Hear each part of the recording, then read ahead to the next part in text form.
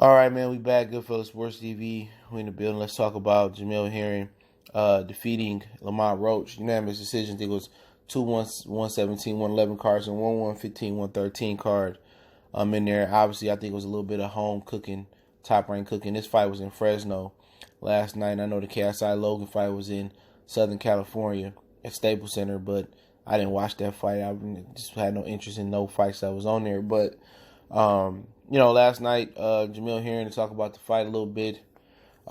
He controlled the early rounds. Lamont Roach was real patient, real slow. Didn't come out there with a sense of urgency.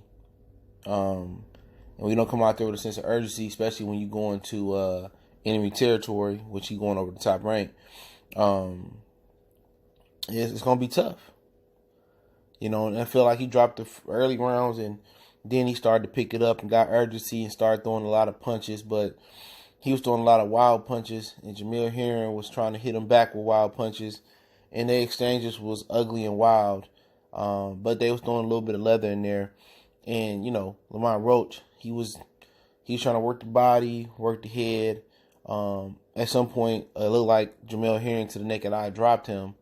But it was pretty much him hitting on his forward, hitting Roach with his forearm, and Roach slipped like on the canvas, whatever. I don't know if it was the sticker or it was slick, and they ruled it not a knockdown, and I don't think it should have been a knockdown.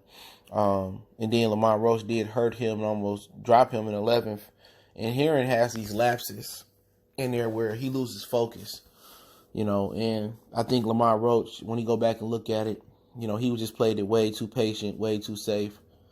He should have came in there and really pressed the action. Now, I don't know if, Jamel Herring really got that type of power in there that really kept him, on the outside, that kept him in bay. But I really think he should have pressed the action more. But when I watched Lamont Roach last time out, that's the first time I seen him, I wasn't impressed. That's just my personal opinion. I wasn't impressed with him. And I'm continue not to be impressed with him, but he just don't had no glaring, like, it ain't nothing that he do like really well. He do everything, it's all right. He don't have the power. He didn't have a pressure type of style. He was patient. Both of these dudes was like counter punchers waiting for the other one to make mistakes. And if Lamont Roach wasn't so patient, he could have took advantage of those lows in the action, and he might have could have stopped Jamel Herring last night. But you know what? He was so patient that he was letting, Jamel Herring sit there as well. And they was just sitting there staring at each other a lot of time in the fight. And when they engaged, it was sloppy. It was like nobody really was trying to, stand their ground and, hit each other. They both were trying to hit each other but cover up. They had some nasty exchanges. It was just real sloppy in there. But, Jamel Herring was hitting him with a counter jab. He was breaking his rhythm.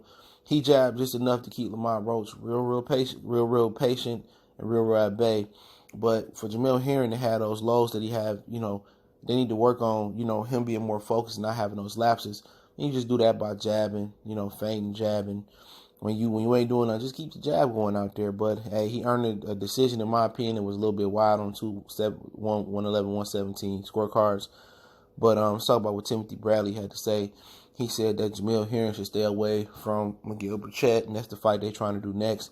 I know Burchett didn't want to fight him. He just beat up Jason Sosa. And I don't think he could beat Burchett either. But Burchett don't want to fight him for that reason. But Burchett probably too offensive for him. And Jamel probably don't carry enough power or punch enough or good enough counterpuncher to take advantage of Miguel Burchett. You know what I'm saying? But Andre Ward said he's 34 years old. How long he gonna wait? And Timothy Bradley said he's not ready.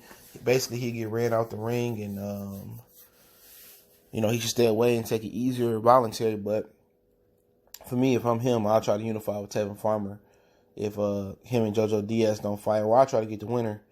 And if I think him and Tevin Farmer can go either way. Then I'll worry about Burchett and whoever they upgrade to the Super WBA title holder. But Timothy Bradley warned him to stay away from Miguel Burchett, but he's 34 years old. He wasn't supposed to be a world champion, a lot of people opinion, but he did it. So, he should go for that fight next. But hey, let me know what you guys think. Goodfellas Sports TV. Don't forget me on Facebook, Instagram, Twitter. Reach out to the email. If you got business question, inquiry, sponsorship, video request, want to make a donation, link subscription. Best way to donate is share the video. One time for the one time. We gone.